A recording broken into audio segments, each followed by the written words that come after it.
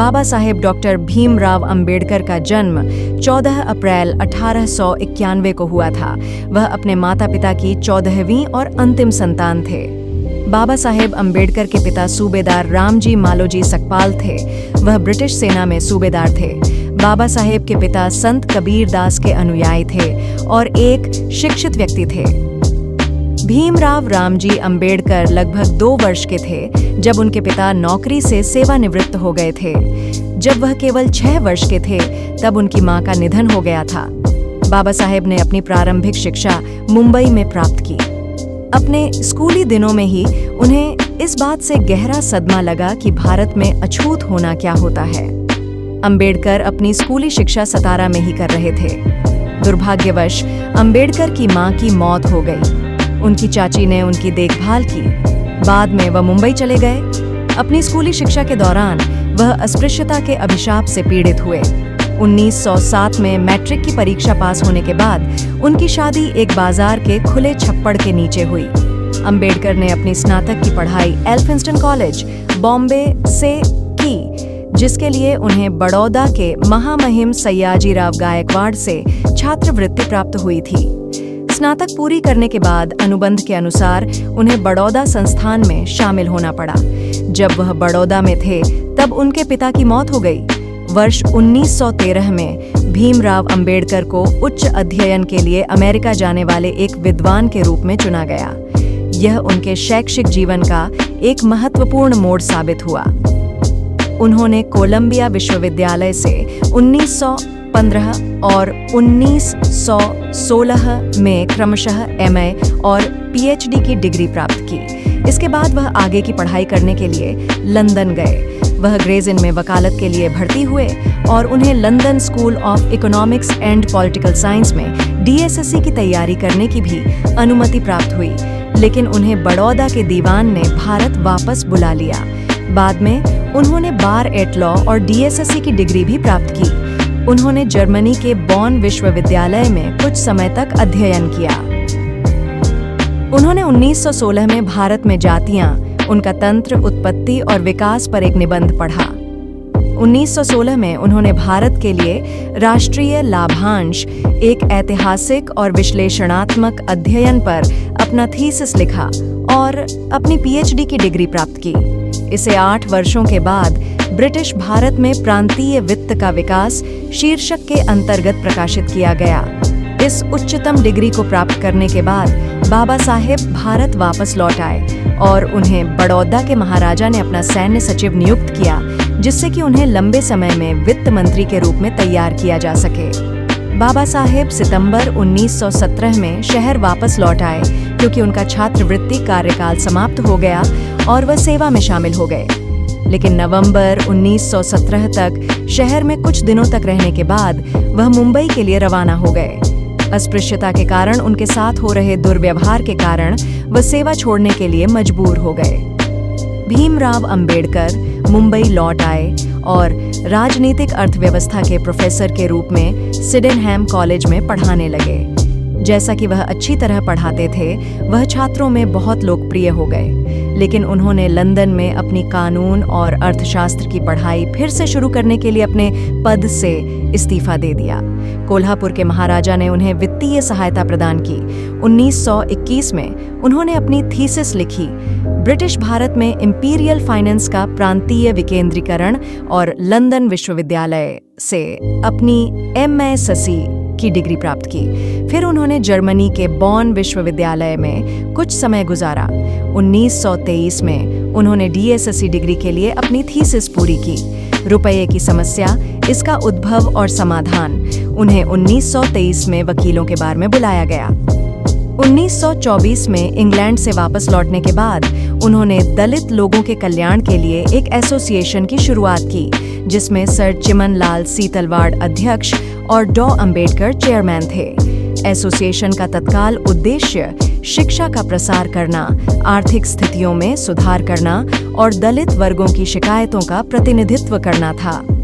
उन्होंने नए सुधार को ध्यान में रखते हुए दलित वर्गों की समस्याओं को संबोधित करने के लिए 3 अप्रैल 1927 को भारत समाचार पत्र की शुरुआत की। 1928 में वह गवर्नमेंट लॉ कॉलेज बॉम्बे में प्रोफेसर बने और 1 जून 1935 को वह उसी कॉलेज के प्रिंसिपल बने और 1928 में अपना इस्तीफा देने तक उसी पद पर बने रहे। 13 अक्टूबर 1935 को दलित वर्गों का एक प्रांतीय सम्मेलन नासिक जिले में येवला में आयोजित किया गया। इस सम्मेलन में उनकी घोषणा से हिंदुओं को गहरा सदमा लगा। उन्होंने कहा, मैं हिंदू धर्म में पैदा हुआ, लेकिन मैं एक हिंदू के रूप में नहीं मरूंगा। उनके हजारों अनुयायियों ने उनके फैसले का समर्थन किया। 1936 में उन्होंने बॉम्बे प्रेसिडेंसी महार सम्मेलन को संबोधित किया और हिंदू धर्म का त्याग करने की वकालत की। 15 अगस्त 1936 को उन्होंने दलित वर्गों के हितों की रक्षा करने के लिए स्वतंत्र लेबर पार्टी का गठन किया, जिसमें ज्यादातर श्रमिक वर्ग के लोग शामिल थे। 1938 में कांग्रेस ने अछूतों के नाम में बदलाव करने वाला एक विधेयक प्रस्तुत किया। डॉ. अंबेडकर ने इसकी आलोचना की। उनका दृष्टिकोण था कि नाम बदलने से समस्या का समाधान नहीं हो सकता है। 1942 में वह भारत के गवर्नर जनरल की कार्यकारी परिषद में एक श्रम सदस्य के रूप में नियुक्त हुए। 1946 में उन्हें बंगाल से संविधान सभा के लिए चुना गया। उसी समय उन्होंने अपनी पुस्तक प्रकाशित की, शूद्र कौन थे। आजादी के बाद 1947 में उन्हें देश के प्रथम प्रधानमंत्री श्री जवाहरलाल नेहरू के पहले मंत्रिमंडल में कानून एवं न्याय मंत्री के रूप में नियुक्त किया गया। लेकिन 1951 में उन्होंने कश्मीर मुद्दे, भारत की विदेश नीति और हिंदू कोड बिल के प्रति प्रधानमंत्री नेहरू की नीति पर अपना मतभेद प्रकट करते हुए मंत्री पद से इस्तीफा दे दिया। 1952 में कोलंबिया विश्वविद्यालय ने भारत के संविधान का मसौदे तैयार करने में उनके योगदान को मान्यता प्रदान करने के लिए उन्हें LLD की डिग्री प्रदान की। 1955 में उन्होंने भाषाई राज्यों पर विचार नामक अपनी पुस्तक प्रकाशित की। B.R. अम्बेडकर को उस्मानिया विश्वविद्यालय ने 12 जनवरी 1953 को डॉक्टरेट की उपाधि से सम्मानित किया। आखिरकार 21 वर्षों के बाद उन्होंने सच साबित कर दिया जो उन्होंने 1935 में येवला में कहा था कि मैं हिंदू के रूप में नहीं मरूंगा। 14 अक्टूबर 1956 को उन्होंने नागपुर में एक ऐतिहासिक समारोह में बौद्ध धर्म अपना लिया और 6 दिसंबर 1956 को उनकी मृत्यु हो गई। बाबा साहेब अम्बेडकर को 1954 में नेपाल के काठमांडू में जागतिक बौद्ध धर्म परिषद में बौद्ध भिक्षुओं द्वारा बोधिसत्व की उपाधि से सम्मानित किया गया। महत्वपूर्ण बात यह है कि अम्बेडकर को जीवित रहते हुए ही बोधिसत्व की उपाधि से नवाजा गया था। उन्होंने भारत के स्वतंत्रता संग्राम में और स्वतंत्रता के बाद इसके सुधारों में भी अपना योगदान दिया। इसके अलावा बाबा साहेब ने भारतीय रिजर्व बैंक के गठन में महत्वपूर्ण भूमिका निभाई थी। केंद्रीय बैंक का गठन हिल्टन यंग कमीशन को बाबा साहेब द्वारा प्रस्तुत की गई अवधारणा के आधार पर किया गया था। अम्बेडकर का प्रकाशवान जीवन दर्शाता है कि वह विद्वान और कर्मशील व्यक्ति थे। सबसे पहले उन्होंने अपनी पढ़ाई को आगे बढ़ाने में अर्थशास्त्री, राजनीति, कानून, दर्शन और समाजशास्त्र का अच्छा ज्ञान प्राप्त किया, जहां पर उन्हें कई सामाजिक बाधाओं का सामना करना पड़ा। लेकिन उन्होंने अपना सारा जीवन पढ़ने और ज्ञान प्राप्त करने और पुस्तकालयों में नहीं बिताया। उन्होंने आकर्षक वेतन के साथ उच्च पदों को लेने से इनकार कर दिया, क्योंकि वह दलित वर्ग के अपने भाइयों को कभी नहीं भूले। उन्होंने अपना जीवन समानता, भाईचारे और मानवता के लिए समर्पित किया। उन्होंने दलित वर्गों के उत्थान के लिए पुरजोर कोशिश की। भीमराव के जीवन के इतिहास से गुजरने के बाद उनके मुख्य योगदान और उनकी प्रासंगिकता का अध्ययन और विश्लेषण करना बहुत आवश्यक और उचित है।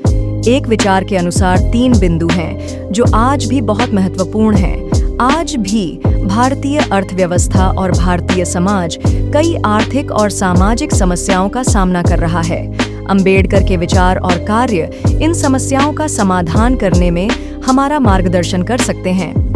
भीमराव अंबेडकर की पुण्यतिथि को पूरे देश में महापरिनिर्वाण दिवस के रूप में मनाया जाता है। अगर आप बाबा साहब भीमराव अंबेडकर जी के फैन हैं और दिल से रिस्पेक्ट करते हैं तो वीडियो को एक लाइक करें और चैनल को सब्सक्राइब ज़रूर करें और कमेंट बॉक्स में जय भीम लिखें और शेयर करना न भूलें। जय भीम, नमो बुद्धाय, जय संविधान।